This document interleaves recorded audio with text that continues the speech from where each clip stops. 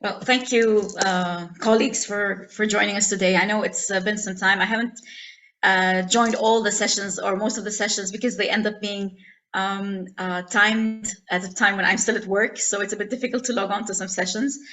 But thank you for joining us just to hear about a little bit about Blue Shield Lebanon, some achievements and activities we have accomplished through 2021-2022, and our future plans regarding this year and next year as well. First of all, we were able to post 20 Blue Shield signs across Lebanon, which is something it's an achievement for us because of the situation in Lebanon. And I think Peter and Emma know about the contacts with the government and the Ministry of Culture, and especially now when Lebanon is going through so much financial crisis and other crises. So it was an achievement. We also established a project called Juhuziyya, meaning readiness. It's an Arabic word, in English, readiness. It's basically a regional hub established with a cultural emergency response. Juhuziyya is all about training. I will talk a bit more about it later as well. In 2001, we had training program for cultural property protection, UNIFIL in Naoura, Lebanon, and I believe Peter was there with us as well.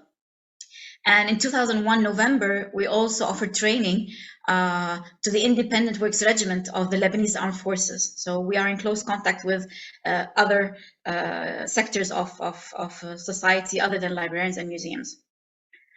I participated I was invited by UNESCO and the Ministry of Foreign Affairs of Egypt to present Blue Shield Lebanon to them as well, especially after the blast in August 2020. Online regional Arab dialogue. It was interesting discussion. I was able to meet colleagues from the region, mainly from Egypt, but that allowed us to build contact with UNESCO in Egypt and the Foreign Affairs of Egypt.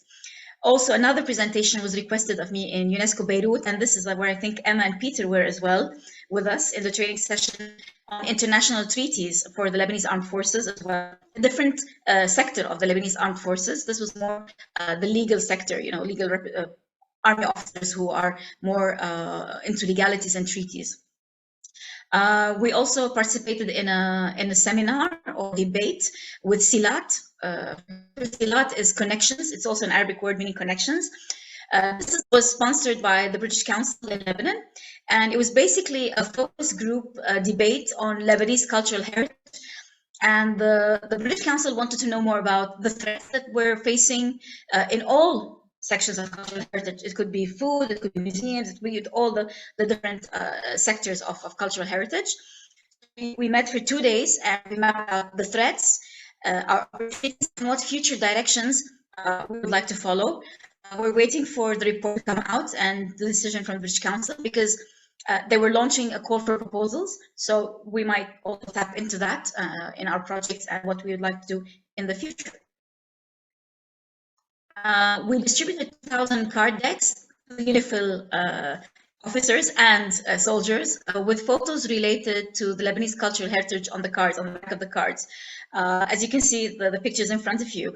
Photos could be cultural heritage sites, it could be folklore, it could be music, it could be food, different aspects of Lebanese culture and our heritage as we go along. So it was very interesting seeing them opening up the deck of cards and then seeing these sites. It's an awareness for them after the training session, so now I know a bit more about Lebanese culture and the sites as well, Anjar and Ba'atak, the important big sites.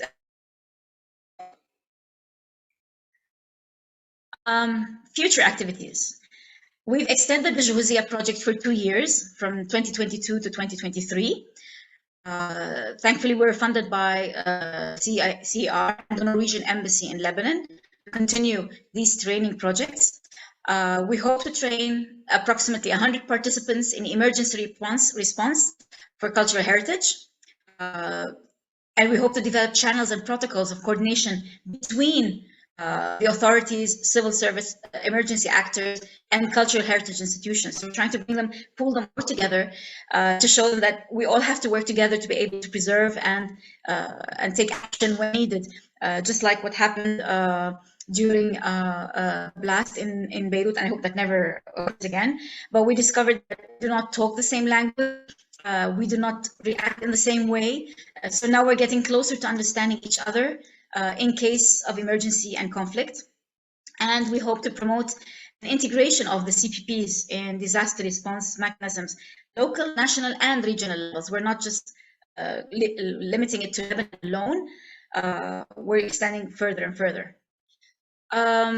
We're taking participants from the Director General of Antiquities, which is part of the Ministry of Culture, from the Lebanese Armed Forces, from the Civil Defenses, and the Lebanese Red Cross.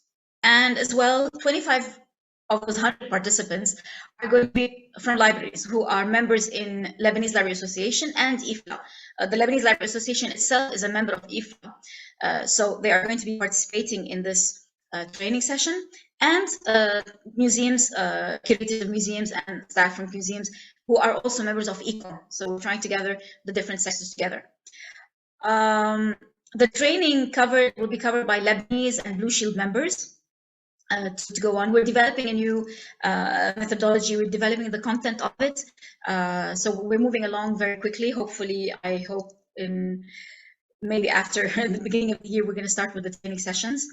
The CR Regional Hub, we aim to become a stable go-to center to advocate for cultural emergency, and we hope that this action will be more and more targeting the region. We're going to reach out regionally to the MENA region, the Gulf, and North Africa, because as you know, this is the conflict zone. Well, not at the moment, it's a bit quiet, but I hope it stays quiet. But we're always on standby on what's going to happen and where we're going to go next. And we are planning activities with the IFLA MENA Regional Division. IFLA now has a MENA Regional Division. In the past, the countries of North Africa were part of the Africa Regional Division, and the countries of Asia were part of the Asia and Oceania Regional Division, until IFLA decided in the last assembly that they would have a MENA Regional Division. Sorry. So we hopefully will plan activities with them as well. They were very enthusiastic to know more about Blue Shield, so we hope we'll be able to get some strides there as well. This is a collaboration between Blue Shield Lebanon and the Lebanese Library Association, being members of IFLA.